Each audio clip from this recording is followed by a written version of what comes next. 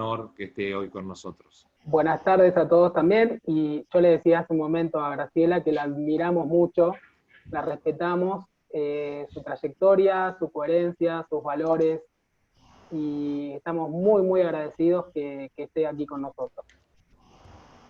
Entonces, antes de arrancar, como siempre... Muchísimas gracias por haberme invitado, es un gusto estar con ustedes. Y en esta época de que todo el mundo se va a sus recuerdos, me mandan para atrás años y años. Así que, bueno, les voy a compartir. Cuando eran las elecciones del 83, en la ciudad de Buenos Aires yo apoyaba la candidatura de Augusto Conte McDonald porque era la candidatura de un representante de los organismos de derechos humanos. Voté a Alfonsín a nivel nacional, pero como diputado nacional lo voté a Augusto Conte. Yo era muy, muy amiga de Augusto, y en un momento dado Augusto me decía, que tenía una visión política importante, decía: Graciela, Alfonsín debería modificar la Constitución, no se debería modificar la Constitución para hacer 2 mandatos de 4 años y no uno de 6. Y se ventila, se termina uno con la parte difícil, porque este gobierno, no importa quién gane, lo va a tener difícil porque acabamos la dictadura, etcétera. Y bueno, se comentaba eso, y sé que también se comentaba entre las filas de Alfonsín. No pudo ser, sobre todo por la forma en que terminó el gobierno de Alfonsín, con una crisis económica, vaya novedad en nuestro país. Sin embargo, quien retoma esa idea, obviamente, es Menem. Menem, que consigue, con un cambio de política económica, sobre todo al principio tuvo Menem los mismos problemas que todos, hasta que llega Cavallo, y Cavallo, con la paridad, la convertibilidad 1:1, frena la recesión y empieza a airear económicamente el gobierno de Menem, que era absolutamente distinto del que había sido el de Alfonsín. El de Alfonsín, un gobierno muy, muy apegado a lo institucional. De hecho, la lectura del preámbulo de la Constitución, en los actos y todo iba dirigido a la cuestión institucional, y también el tema de los derechos humanos, ¿no? Él basó su gobierno en esos 2 escalones. No dejar pasar ese pasado terrible de violación a los derechos humanos como nunca, sin investigar, y después el juicio a las juntas, que bueno, también fue todo un proceso político, pero fue nuevo en el mundo, novedoso en el mundo. Y novedoso como forma de retomar una democracia que venía de golpe en golpe del 30 para adelante. Cuando Menem toma el gobierno, decide hacer todo al revés. Es decir, su amistad deja de ser con países como Nicaragua u otros países así, y más bien hace su amistad con Estados Unidos. Dice acá: la pieza fuerte es Estados Unidos, un abrazo, famoso abrazo carnal, y el cambio de la economía, la privatización de todos los servicios, que además la gente acompañó con alegría porque eran malos servicios los que teníamos. Entonces, que se privatizara el teléfono, no nos sintieron para nada mal, ni lo mismo la luz o el gas o lo que fuere, porque siempre había problemas cuando estaban en manos del Estado. Esto hizo que Menem pensara en que era el momento de reformar la Constitución exclusivamente para poder ser reelegido. ¿no? Y la verdad es que en el caso nuestro, y ahora voy a hablar de lo que era el Frente Grande era un partido muy capitalino, que tenía tres voceros reconocidos. Uno era Chacho Álvarez, jefe político, el otro era Carlos Aullero, la otra era yo, cada uno a su manera. Habíamos construido un discurso de un partido nuevo, moderno, yo diría con la mirada puesta en la socialdemocracia, con agenda nueva, sobre todo el tema de derechos humanos, etcétera, y además en los derechos de la mujer, la ley del aborto, es decir, teníamos una mirada distinta. Sin embargo, como partido teníamos dos diputados, éramos Chacho y yo, dos diputados nacionales, y creo que 4 concejales o 5, no me acuerdo, en la última elección. Es decir, en la elección, unos meses antes de la elección para la constituyente, habíamos sacado 14% de los votos en la capital federal, como se le decía entonces, porque no era la ciudad de Buenos Aires todavía. Era mucho para nosotros y no acabábamos de ponernos contentos y reorganizarnos para darnos una institucionalidad cuando nos viene el Pacto de Olivos. Claro, el Pacto de Olivos nos sacó de recorrido inmediatamente porque dijimos, ¿y ahora qué? Cuando uno miraba la realidad, a Alfonsín no le quedaba otra, es decir, al radicalismo no le quedaba otra que aceptar ese arreglo. ¿Por qué? Porque Menem ya tenía a Jorge Lloma en el Senado, que era y como sigue siendo básicamente peronista, de composición peronista. Iba a ir a la Corte Suprema, una corte dibujada a su medida. Entonces, por un camino o por el otro, esa reforma se iba a conseguir. Lo que decidió Alfonsín, por las suyas, fue sentarse y decir, bueno, muy bien, con un equipo de técnicos, sentamos técnicos de un lado y técnicos del otro, ¿qué cosas podemos introducir en esta reforma que mejore la calidad institucional dentro del país? Además de que vamos a aceptar la reelección y el gobierno por 4 años, pero solo por una vez, ¿no es cierto? Así fue como cuando nosotros nos encontramos que teníamos que volver a hacer campaña, dijimos, hay cosas dentro de las propuestas que se hacen que a nosotros nos parecen bien. Todo lo que tenía que ver con tratados de derechos humanos internacionales que se incorporaban, todo lo que tenía que ver con mejoras supuestamente para elegir los jueces, y digo supuestamente porque después veremos el Consejo de la Magistratura, todas esas cuestiones institucionales nos parecían bien. No queríamos la reelección. El tema de la reelección nosotros nos oponíamos. Decíamos que todas las mejoras que se querían poner se podían hacer por el camino de leyes, que no era indispensable una constituyente. Bueno, todos los argumentos que uno da cuando está en contra, cuando es oposición. Crecimos mucho en esa oposición.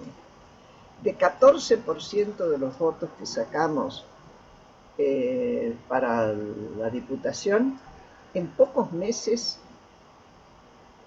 llegamos a 38% de los votos acá en la ciudad de Buenos Aires. No lo podíamos creer. Es más, el día que fueron las elecciones, creíamos que nos estaban robando las boletas. Piensen que éramos un partido chico, con muy poco dinero, con nada, nos arreglábamos con los sueldos de diputados, que hasta para hacer las boletas teníamos un cálculo, si habíamos sacado 14, y bueno, sacaremos 4 puntos más.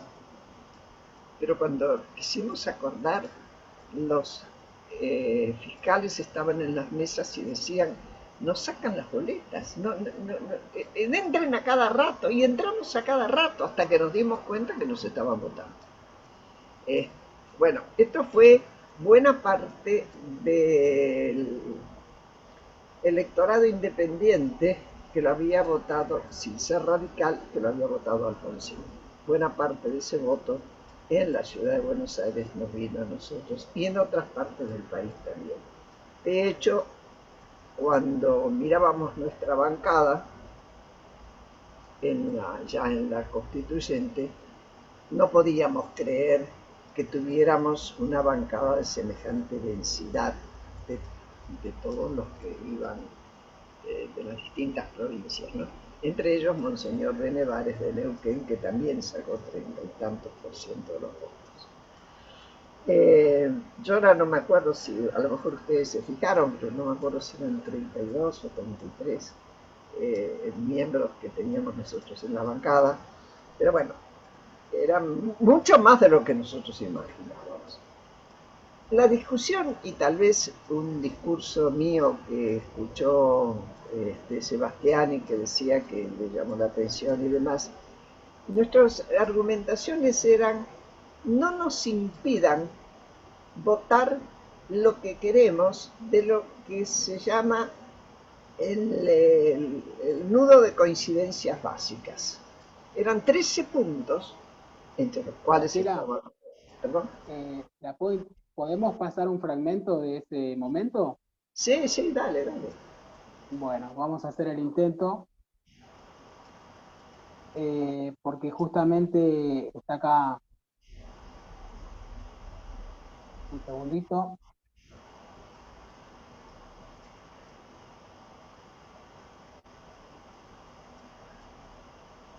Bueno, no, continúe Graciela, que ahora la vuelvo a interrumpir, perdón. Sí, sí, sí. Está bien, está bien, está bien. Vamos con la tecnología. Pero dale, tranquilo. Por mí, no te preocupes por mí. Preocupate por los que están escuchando. Siga, por favor. Bueno, entonces lo que nosotros les decíamos es, hay varios de los puntos de ese nudo de coincidencias básicas que nosotros podemos votar, otros que podemos discutir, queremos discutir y ver si se modifican, y hay uno que queremos no votar en contra. Déjennos, abran ese núcleo de coincidencias básicas. Peleábamos, esa era nuestra pelea, en realidad, políticamente. Y una cuestión que yo no sé si quienes estuvieron antes recuerdan, pero en un discurso de Chacho, de Carlos Chacho Álvarez, sobre ese tema, muy fuerte, muy vibrante, cuando terminan, ¿quiénes se levantaron a aplaudir? Los Kirchner. Estaban los dos. En esa época se ponían los gobernadores también para tirar. Estaban Néstor Kirchner y Cristina de Kirchner. Y Néstor Kirchner tuvo palabras muy elogiosas para el discurso de Chacho. ¿Qué quiere decir? Que si se hubiera abierto, es posible que otros también hubieran discutido, pero por otras razones, por rivalidades internas, en el caso de Kirchner, rivalidades internas con Menem. Esa era la interna del Partido Justicialista, obviamente. Nuestra pelea era otra, era crecer desde ya. Y que no nos parecía bien el tema de la reelección. Bueno, como quiera que sea, quien presidió esa convención, ustedes saben, constituyente, que fue el hermano de Carlos Saúl Menem, Eduardo Menem.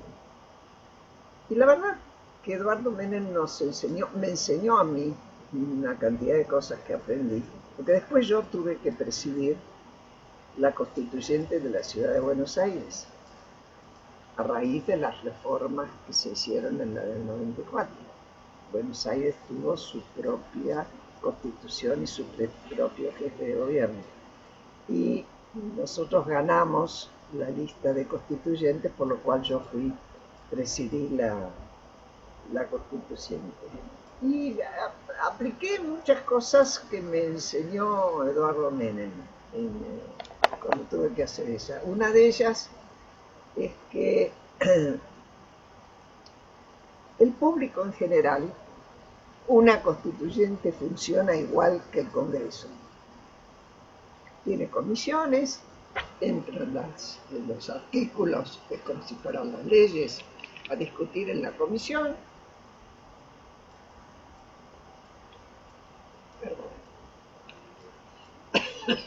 Se modifican, se aprueban, no se aprueban, bueno, corre lo que tenga que hacer. Y después, cuando hay varios de esos artículos, hay reunión en el recinto, y en el recinto se vuelve a discutir y se vota. ¿Se aprueba o no se aprueba? Tienen el mismo funcionamiento del Congreso, con la diferencia de que en el Congreso es una vez por semana. Ahí era todos los días. Por lo tanto, las sesiones de lunes a viernes. Las sesiones de todos podían durar hasta las 6 de la mañana, pero habitualmente, a veces menos, a veces más, pero era bastante común que nos quedáramos hasta cualquier hora.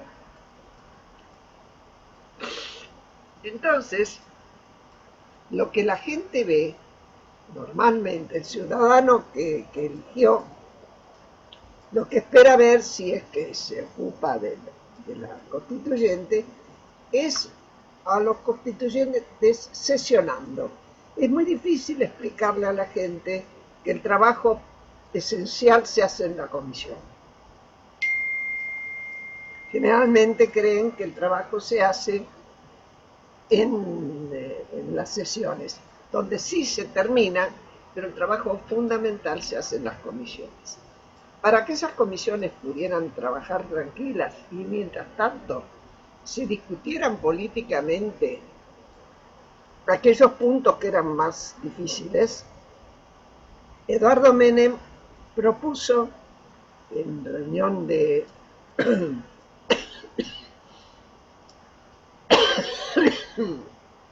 en comisión de labor parlamentaria, que se tomaran primero todos los proyectos que se habían enviado que tuvieran coincidencias, los que más coincidían. Y entonces se empezara a trabajar con esos para poder discutir con tiempo los otros y poder trabajar. Así ocurrió que efectivamente al principio era bastante fluido en la votación. Y les cuento esto porque una anécdota de la bancada nuestra, había quienes tenían experiencia política y había quienes no tenían ninguna experiencia política. Y lo único que querían era ser oposición. Entonces, por mucho que les explicaban, sobre todo Aullero, que tenía mucha paciencia y estaba encargado de eso, de que, bueno, estábamos al principio y al principio íbamos a mandar los proyectos que coincidíamos todos. Una noche en una reunión de todos, para ver en qué estábamos, alguien saltó y dijo: oigan, ¿me quieren decir por qué siempre votamos positivo nosotros? ¿Qué vinimos a hacer acá? No podían entender, siendo oposición, que votáramos positivo. Les costaba ser una oposición tan concesiva. Pero bueno, ustedes me preguntaron qué cosas terminaron siendo malas, yo diría. De ahora que me acuerdo, ¿no? Si me pongo más en detalle. Por ejemplo, el tercer senador. La idea de Alfonsín cuando negoció el tercer senador es que hubiera mayor representación de la oposición, porque en todas las provincias del interior, en las más al norte, ganaban siempre los peronistas, por lo tanto los dos senadores eran peronistas. Y eso hizo que el Senado siempre fuera peronista. Hasta el día de hoy sigue siéndolo, aún con el tercer senador, porque nunca se consiguió suficiente fuerza como para compensar los dos senadores que sacaban el justicialismo.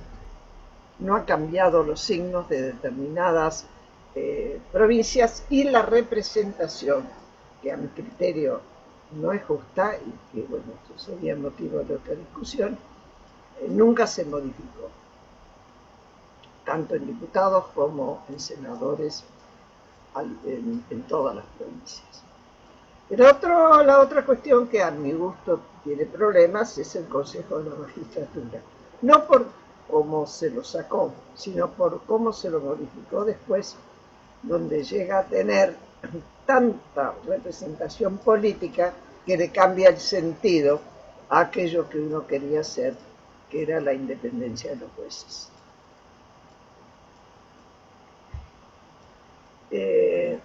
Y lo que destaco como lo mejor que creo que se hizo es, como decía antes, incluir todas las cuestiones que tienen que ver con disposiciones internacionales que la Argentina había reconocido, pero que había adherido a los pactos, pero sí pasaron a estar incorporadas directamente dentro de nuestra Constitución, es decir, que violentarlo es violentar nuestra Constitución.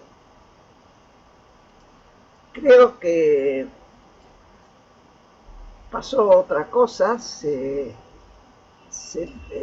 nosotros teníamos, como decía, 30 y pico en la bancada, pero estaba el partido, lo que nosotros llamábamos el partido militar. Estaba todo lo que había armado desde tanto Bussi como Rico. Había una derecha fuerte, era tan numerosa como nosotros. Y la verdad que medio espantaba pensar que podían crecer, porque si nosotros pensábamos crecer, decíamos, si estos crecen más que nosotros. Y ahí el que estuvo realmente muy claro para mi gusto fue Carlos Aullero cuando nos dijo, déjenlos que tengan que hablar, déjenlos que tengan que hablar. Efectivamente, hubo fuerzas que se diluyeron absolutamente. También el Frente Grande se diluyó, pero se diluyó en todo caso cuando la derrota, cuando el fracaso de la alianza, y bueno, una parte del Frente Grande, o algunos de los miembros del Frente Grande fueron para el kirchnerismo ahora, pero en todo caso quedó en una posición progresista, por llamarlo de alguna manera, no es la derecha. Bueno, yo aquí terminaría porque ya llevo hablando más de media hora, muchachos, para que puedan preguntar, o comentar, o contar algo.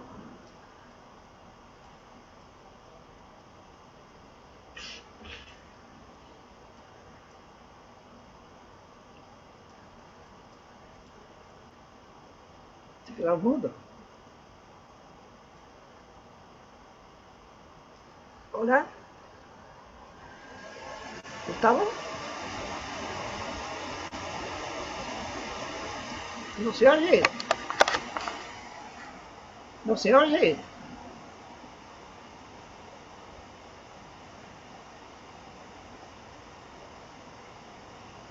Ahora sí, perdón. Bueno. Ahí estoy. Sí, yo tenía dos preguntas, Graciela, ¿me escucha?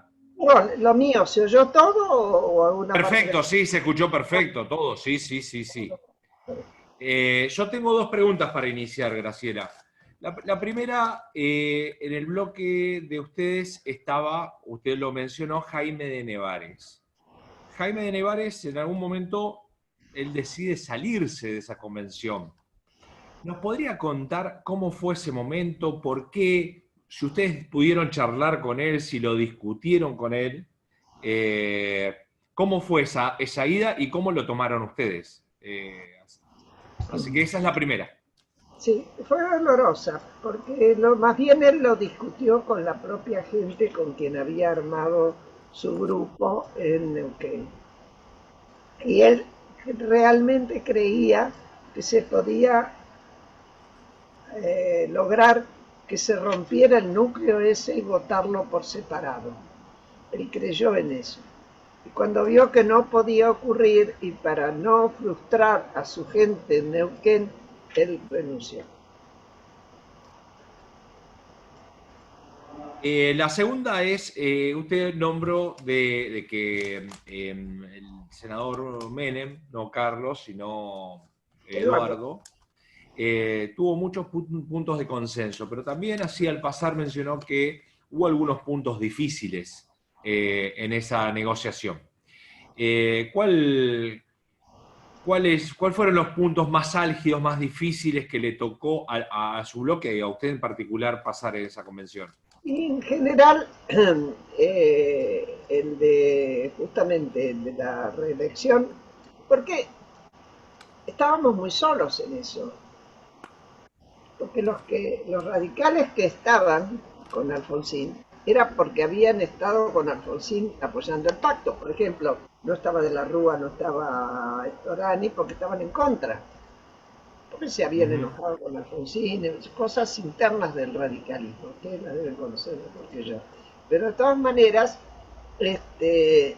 nosotros estábamos bastante solos y era una disputa.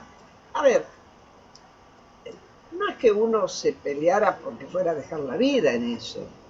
Era bastante respetuoso lo que estábamos haciendo de todos lados.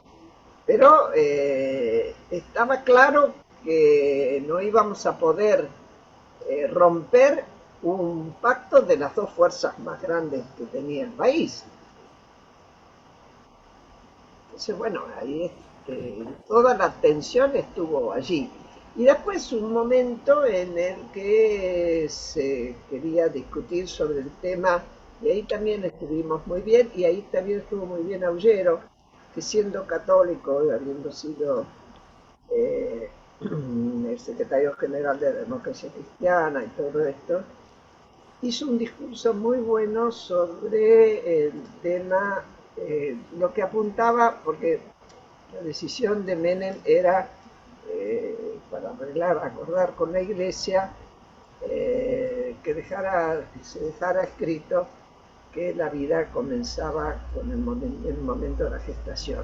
Y nosotros teníamos una idea de llevar a la tolerancia al aborto, la ley de aborto que hoy se votaría si se animara Alberto Fernández y que lo prometió, pero se va a echar atrás.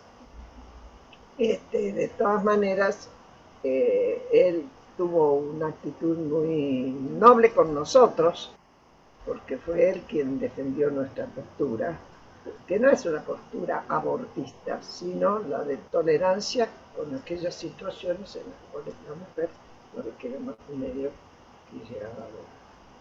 Y Graciela, a 26 años de aquel momento, en aquel entonces, ustedes sostenían que se habían opuesto al Pacto de Olivos y de alguna manera a la propia reforma.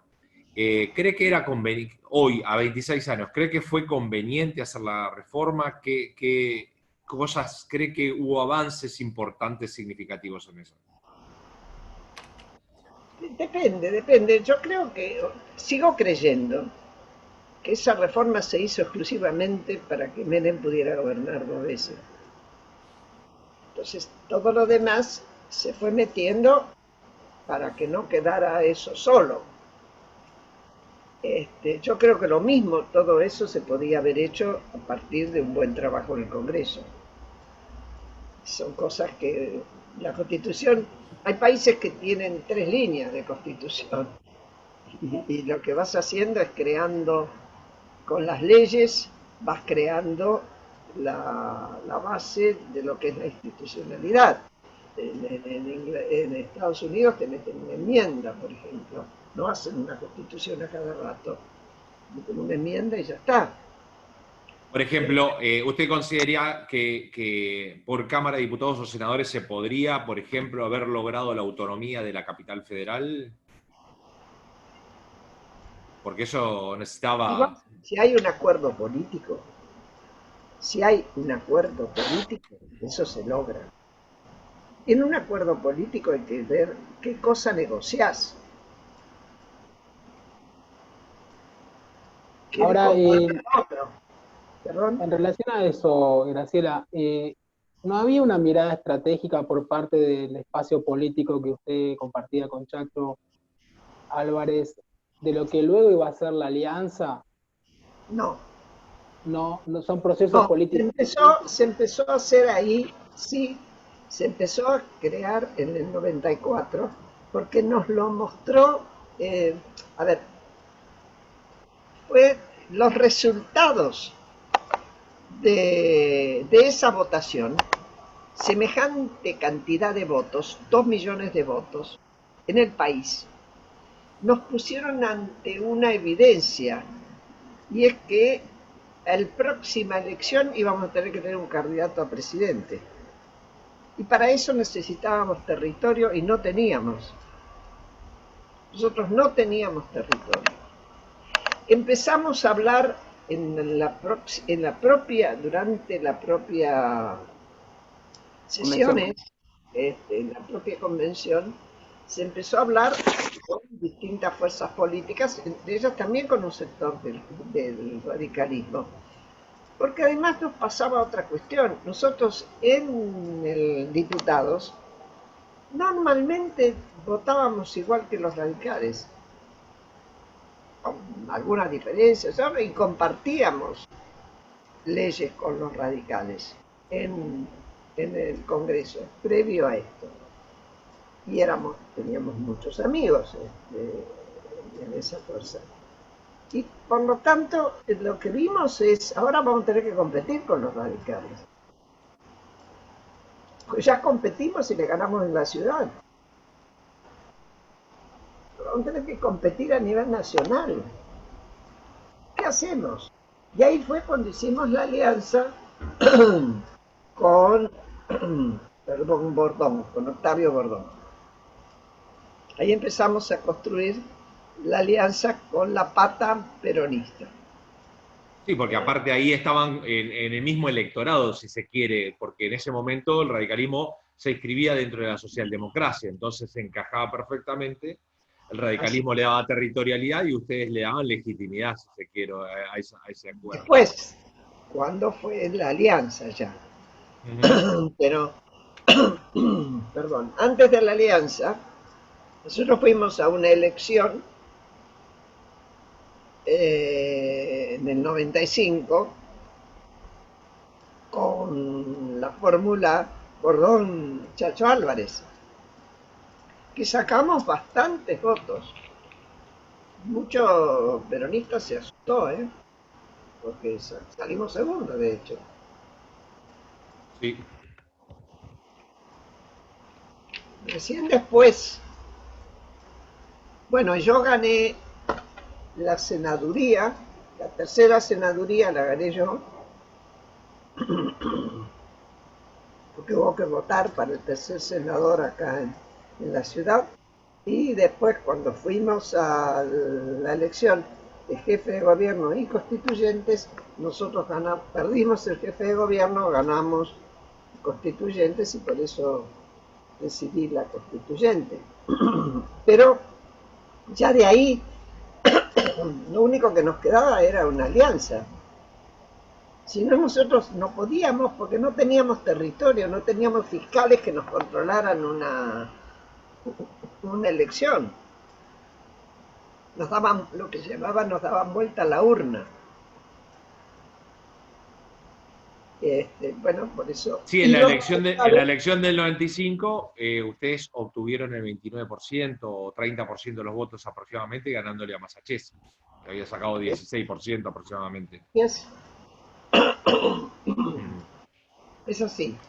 No, mi pregunta es porque yo lo que uno percibe en el mismo debate o en las sesiones públicas, una suerte de discurso, digamos, de alguna manera contrapuesto, pero en el fondo no tanto, entre Alfonsín y Chacho Álvarez, ¿no?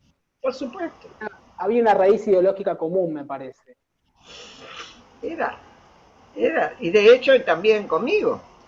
Claro, claro. Era, teníamos una disputa, digamos, político-partidaria, pero estábamos disputando por el mismo espacio. Es así. Yo quería preguntarle, en relación a... Pero te digo por qué. Sí, Porque comparativamente, Alfonsín dentro del radicalismo representaba la línea más avanzada.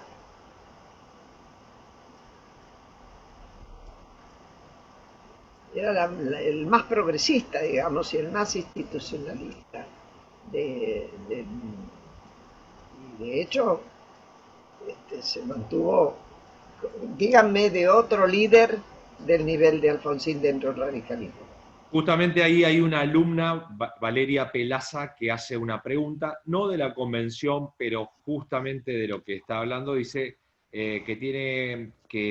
si usted considera que si no hubiera ganado Alfonsín en el 83, hubiese avanzado el juicio a las juntas.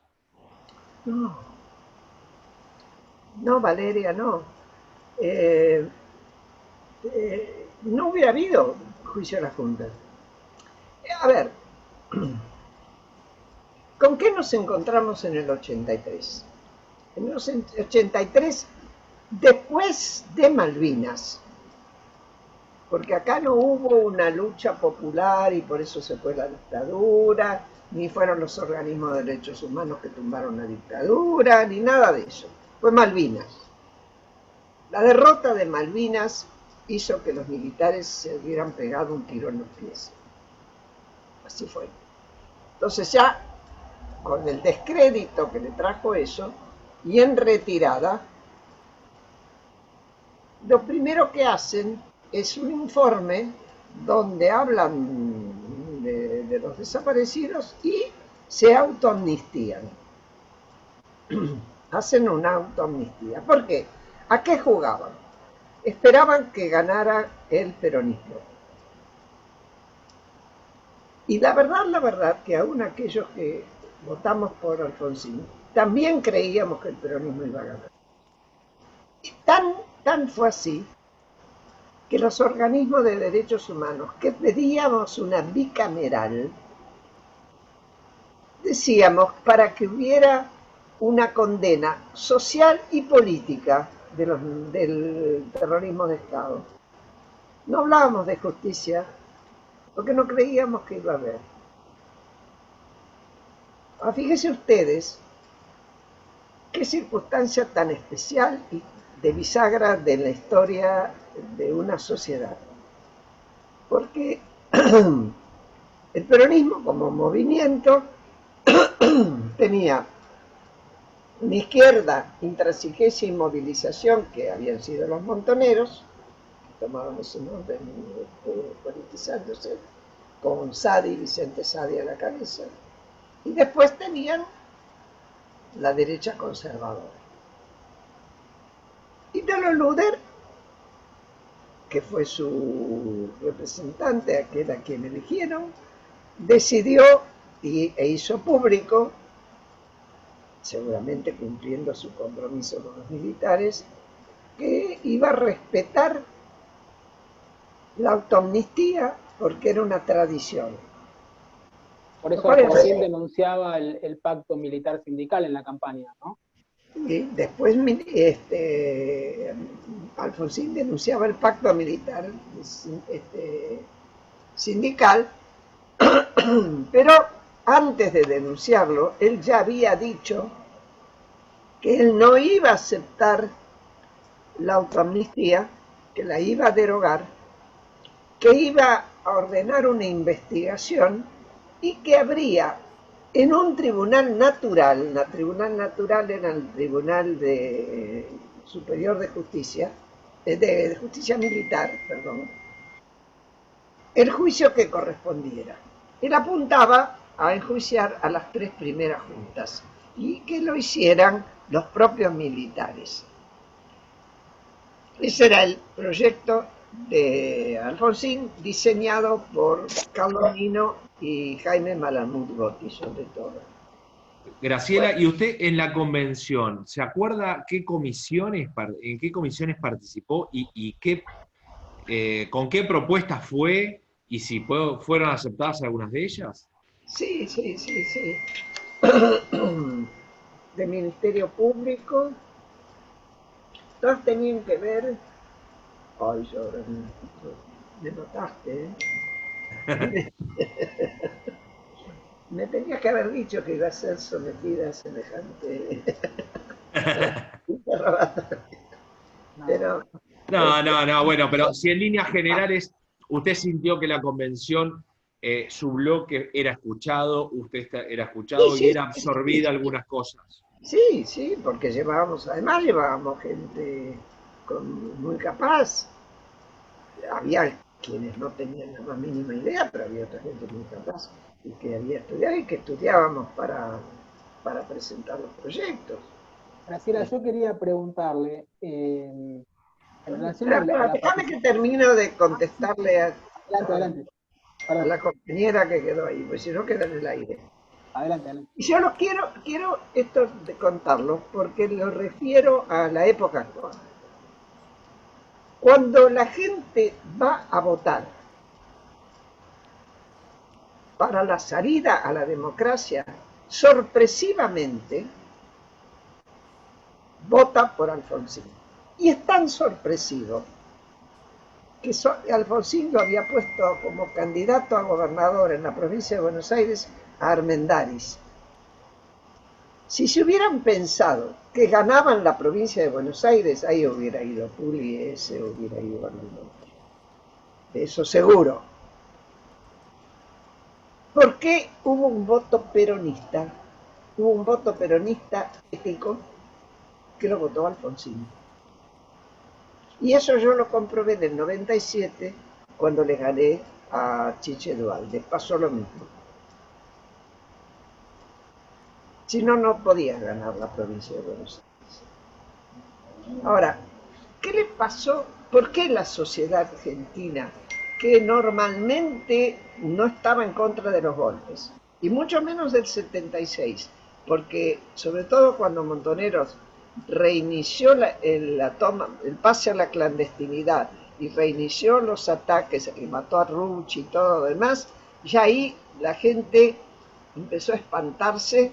Cuando votó Perón era para que Perón arreglara todo, y cuando Perón murió ya con la triple A soltada y haciendo, el golpe fue bienvenido para muchas personas que creían que iba a ser un golpe democrático, qué sé yo.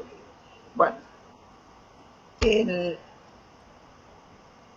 cuando se termina, hay como una especie de limpieza moral de la sociedad argentina cuando vota por la institucionalidad, por la investigación al terrorismo de Estado y por el juicio. El juicio vino después porque los militares no se quisieron juzgar a sí mismos. 2 consejos supremos se negaron a hacerlo y al final se habilitó la Cámara Federal y tuvimos ese juicio que es histórico. Pero lo que yo veo hoy, es que estamos con una ofensiva muy, muy, muy poderosa para que se eliminen los jueces que puedan avanzar en las causas de corrupción y para que se modifique la justicia y se la deje lista para Máximo Kirchner. La pregunta para esta sociedad hoy es, ¿vamos a permitir esto? Y esto es darle un bill de indemnidad a los futuros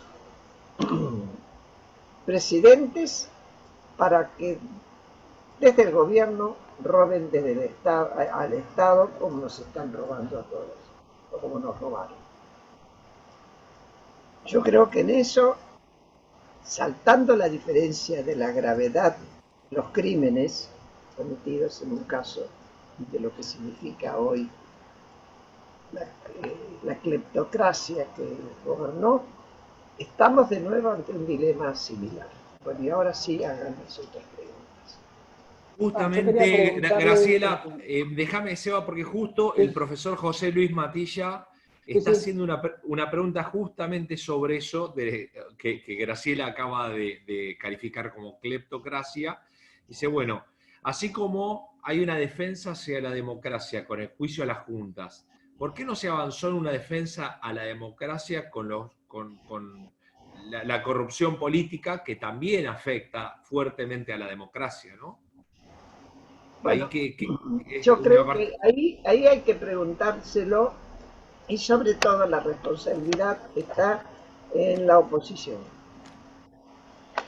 Porque esta oposición no es una oposición que haya sacado como en 2011 un 17% contra un 54%. Es una oposición que obtuvo el 41% de los votos contra el 48%. Perdió. Es una ventaja que se haya mantenido unido. Eso es bueno, hay que ponerlo en el haber. Ahora, ¿va a alcanzar o hay que agrandar el espacio? Y ahí va a haber que jugar muy fuertemente los partidos políticos que componen a Juntos por el Cambio, primero para que dejen de tensionar entre ellos por ahora por candidaturas. Y segundo, para que abran la cabeza y el diálogo para que ingresen sectores del peronismo que no están con Kirchner, sectores del peronismo federal, sectores independientes. Hay que ir a buscarlos. Para eso hay que tener capacidad de diálogo y de apertura de la cabeza. Porque lo que nos viene es el año que viene una compulsa donde Juntos por el Cambio juega más bancas que el Frente para Todos, por lo tanto tiene que sacar muchos votos en diputados, y en Senado no va a haber gran diferencia, pero en diputados se pudo probar que se frenaron cosas en diputados y que Massa se tuvo que sentar a negociar. Eso es lo que tiene que seguir pasando a mi criterio. Sebastián. Bueno, llevándola un poco ¿se me escucha bien, Gustavo? Sí, ¿no? Sí, perfecto, perfecto. Eh, Al escenario de la convención, a mí me intriga mucho digamos, el rol de la participación ciudadana. Usted recuerda, Graciela, que antes de que se elaborara, que se consensuara el núcleo de coincidencias básicas, desde el gobierno se especulaba con la posibilidad de llamar a un plebiscito, a una consulta popular. Finalmente esto no se dio y desde ciertos sectores políticos de la oposición, entre los que se incluían figuras de su espacio, se denunciaba al Pacto de Olivos como un acuerdo de élites políticas, de cúpulas políticas. Bueno, luego sabemos que hubo un consenso muy amplio del arco político, pero lo cierto es que la participación ciudadana, la ciudadanía común, más allá de la elección de los convencionales, no tuvo una injerencia directa en, digamos, refrendar de alguna manera la... Entonces, la pregunta es la siguiente. ¿Usted ve algún vaso comunicante entre lo que sucede en el 94 a nivel de acuerdo político y lo que pasa unos pocos años después con el 2001? ¿Ese repudio a la clase política o son procesos políticos No, distintos? no, no, no, fue un proceso diferente. En el 94 no había un rechazo de la política. rechazo de la política fue con el fracaso de la alianza, pero por sobre todas las cosas porque tocó muy fuertemente a la clase media en sus ahorros. Y la clase media es la que produce más opinión. A la clase media pertenecen los periodistas, pertenecen los profesionales, pertenecen todos aquellos que fueron más perjudicados. Y por eso hubo la protesta que hubo. Pero fíjate vos una cosa, que es lo que ocurrió entonces y que no hay ahora. En ese momento, a pesar de que se decía que se vayan todos y que se yo, que no se fue nadie. Va, yo me fui. Pero no, tampoco hacía grandes olas. Sin embargo, quedaban dos líderes.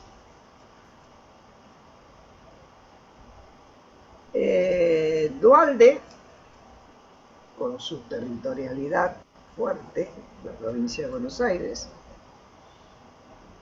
y Alfonsín, al quien, sin ser presidente del partido, el partido en su representación parlamentaria lo siguió.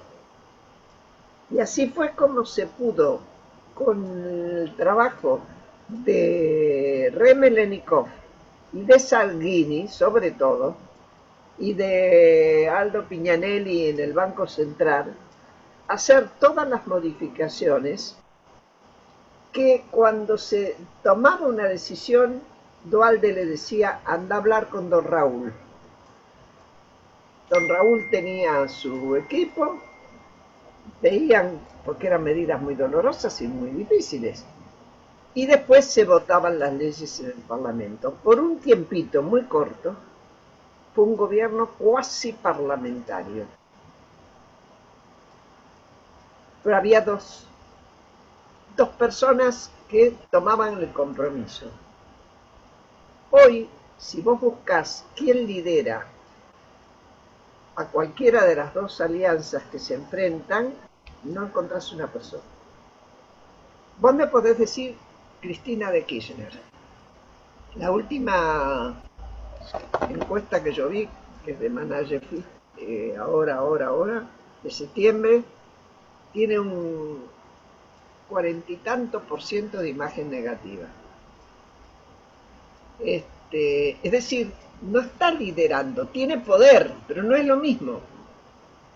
Y tiene asentamiento, es cierto, el territorio es el territorio de la provincia de Buenos Aires, pero está muy lastimado porque el líder teóricamente debería ser Kicillof y no lo es. Y dentro de lo que es Juntos por el Cambio, Cambiemos Juntos por el Cambio, no hay tampoco una persona, que esté liderando. Por lo tanto, aun cuando en las encuestas el que está mejor colocado es Horacio Rodríguez Larreta. Sin embargo, él, en sí mismo, él no tiene una pasta de líder. Pero yo quería preguntar, ¿usted estaba de acuerdo en que se someta la reforma a una consulta popular? ¿Cuál? ¿La del 94? No. No. Era mejor una reforma con elecciones y listo. Que de alguna forma es una consulta popular, una elección, sobre todo siendo obligatoria. Sí, aparte tenían un montón de bloques, hubo una multiplicidad de representación. Con respecto a lo anterior, Graciela, usted dijo algo de la apelación a sectores independientes, que usted cree una necesidad que Juntos para el Cambio incorpore gente independiente. Sobre su vida particular, porque usted, no digo que haya sido una persona independiente, pero de alguna manera entró a la política de un lugar no tradicional, no es que usted era una militante a los 15 años y se incorpora a la política. Usted, de alguna manera, se incorpora. A los 60 años empecé. ¿No puede contar cómo fue ese momento? Sí, te cuento. Mientras existió los juicios, y cuando se empezaron a hacer los juicios a todos, porque la Cámara Federal decidió que eran crímenes de lesa humanidad, y eso hizo que se juzgaran no solo a las tres juntas, sino que empezó a juzgarse hacia abajo, es decir, se acababa la obediencia de vida, cuando yo en la Asamblea Permanente por los Derechos Humanos tenía a cargo los abogados que trabajaban en cada cámara en los casos de gente que no podía pagarse un abogado. Nosotros habíamos conseguido un dinero para pagarle a los abogados y que trabajaran en las 5 cámaras del interior, llevando adelante las querellas de aquellos que, bueno, que necesitaban. Y ese era mi trabajo. Organizar, combinar, ver qué necesitaban, viajar, ver qué pasaba en cada cámara, etc.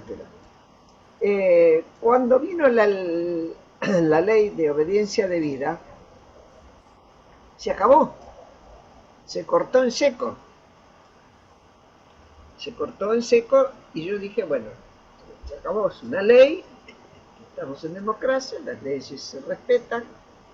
Fui hasta la Corte para pedir la inconstitucionalidad de la ley, me peleé con Alfonsín, claro, por cierto,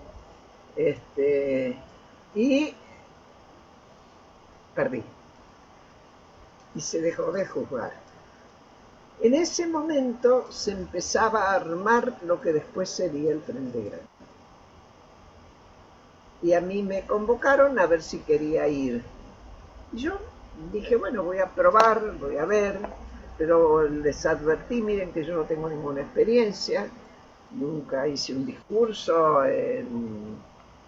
así, qué sé yo. Y bueno, nada, empecé a concurrir y éramos poquitos y empezamos a armarnos y se fueron sumando otros. Y después el grupo de los 8 se puso en contra de Menem por el indulto, entonces se sumaron también y así fuimos armando lo que fue después el Frente Grande y después el Repaso. Y al revés, sí. Ahí me retiré de la asamblea porque dije no quiero contaminar la cuestión de derechos humanos con la cuestión política. Ese fue el ingreso. Y el egreso, ese día que dijo, ya está, ya cuelgo los botines porque... Eso ¿Por fue qué? cuando ¿Por qué? renuncié, cuando estaba López Murphy como... Ya veníamos mal, ya Chacho había renunciado, ya yo me quedaba por una cuestión de lealtad a la gente que nos había votado. Veía que todo se iba yendo y López Murphy acepta ser el ministro de Economía Economía. y dice la primera medida que da es bajar el presupuesto en educación. Y ahí yo ya dije, basta, por favor, basta para mí, hasta acá llegué. Lo llamé por teléfono a De la Rúa y le dije, mira Fernando, lo siento mucho, mañana tenés mi renuncia, no sigo. Creo que renunció en ese mismo momento, en ese mismo día, Federico Storani, y no me acuerdo quién más, y ahí dejé, chao, ya está.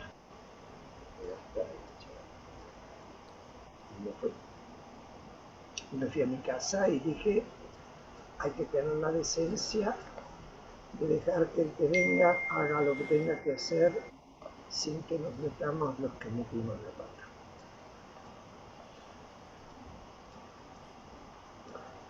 Sebastián. Bueno, justamente por esto último que acaba de decir, Graciela, alguien como usted que no formaba parte de la clase política, que en un momento determinado se involucra, participa, que logra tener un papel central en la vida política argentina y que luego se va de esta manera. Y se relaciona con lo que le preguntaba antes. La política argentina es cosa de los políticos profesionales y de corporaciones políticas. ¿Qué espacio hay para los ciudadanos y ciudadanas que quieren involucrarse, que quieren realizar algún cambio.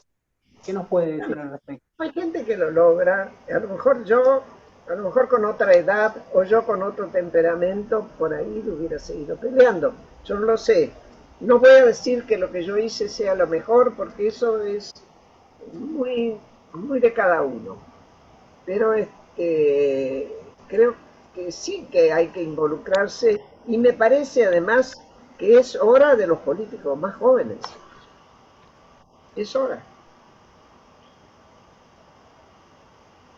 Por ¿Cuáles eso me son las... encanta y por eso Sí. acepto todos los Zoom y todas las cosas que me están invitando. En serio les digo, para transmitir lo que puedo de que vale la pena la pelea.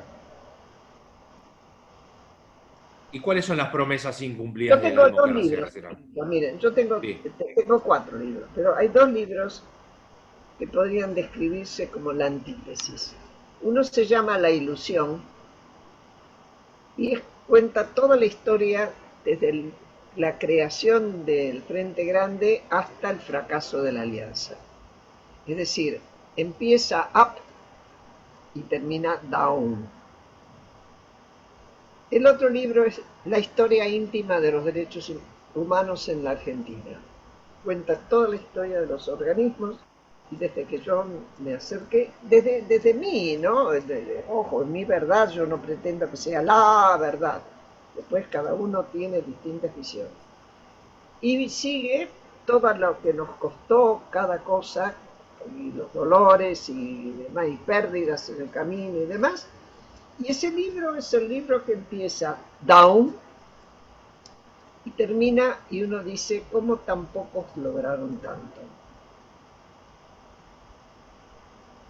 Yo amo ese libro, pero el otro también es historia de mi vida. Y Graciela, ¿cuáles son las promesas incumplidas de la democracia después de casi Las, 40 años de democracia? las instituciones sólidas, las instituciones en las cuales se pueda creer. Hoy uno de los problemas más serios que tenemos es que la gente no cree en nada más, no cree. La falta de confianza es la peor que tenemos. Bueno, justamente los valores, ustedes ocuparon el lugar que ocuparon y lograron desplazar al menemismo que había conformado, justamente con la lucha contra la corrupción, con los valores, con la honestidad, y me parece que hay que recuperar eso, ¿no? Precisamente, yo creo que eso es lo que hay que recuperar y que hay condiciones y hay material para eso. No se necesita ser mejor si sos lúcido, inteligente y si leíste mucho. Porque hay que aprender, hay que leer, no solo los diarios. Pero no se informen, por Dios, por el último Twitter. Lean, estudien, les va a hacer falta en la vida política, en todos casos, pero en la vida política hace falta saber qué cosas pasaron y cómo pensaban determinadas personas para saber que uno puede, siempre hay una vuelta para pensar. Esto hay que cuidarlo mucho, hay que alimentarlo. Bueno, Hugo, si no, gracias, Graciela, nos quedamos con eso. No queremos Y los sacarle videos más para tiempo. otra época, los videos para otra época, chicos. Sí, sí, sí, sí, sí. Bueno, Sí, hoy no ha fallado la tecnología hasta ahora. falló la tecnología. Hay una pregunta de una alumna que dice su opinión sobre los dichos de Bernie con respecto a los derechos humanos y al negocio de los derechos humanos, Graciela Fernández. ¿qué quiere que te diga? Es un tipo que dice eso y al rato pide perdón. Él dice todo de él.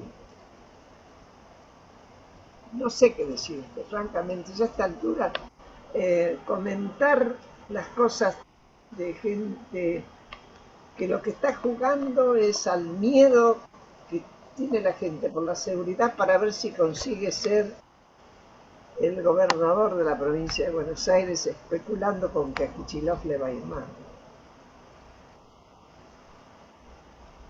la verdad que son personajes que a mí no me dan ganas de gastar ni 2 segundos de pensamiento en ellos. Yo entiendo que hay que escuchar, ver y calcular qué es lo que quieren hacer, pero son muy minúsculos, muy minúsculos. Ahí podemos, me parece que ahora tenemos suerte, Graciela, con la tecnología. ¿Qué pasó? Ah, espérate que están tocando el timbre de... Chicos, lo siento, los tengo que dejar. Vienen, Bueno, llamo, Graciela, gracias. Sí, sí, sí. perdónenme, Le agradecemos mucho el contacto. que les vaya muy Bueno, bien. Perdónenme. No, por favor, por favor. Muchísimas gracias. Chao. Saludos Hasta a todos. Hasta Chao. luego. Gracias. Aplausos. Bueno, para aquel que se quiera quedar, terminamos con una presentación de 2 minutitos de Graciela Fernández Mejide en esa convención constituyente.